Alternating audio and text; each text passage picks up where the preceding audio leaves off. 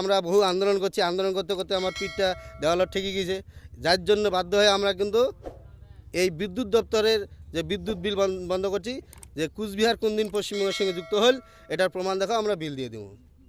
তো এইটা কিন্তু আজ পর্যন্ত আমরা 2015 সালে থেকে শুরু করছি, প্রতিটা স্টেশন ম্যানেজারক ডেপুটেশন দিছি, ডিভিশনাল ম্যানেজারক দিছি, তারপরে state general manager, regional manager, সব জায়গায় ডেপুটেশন দেওয়া আছে।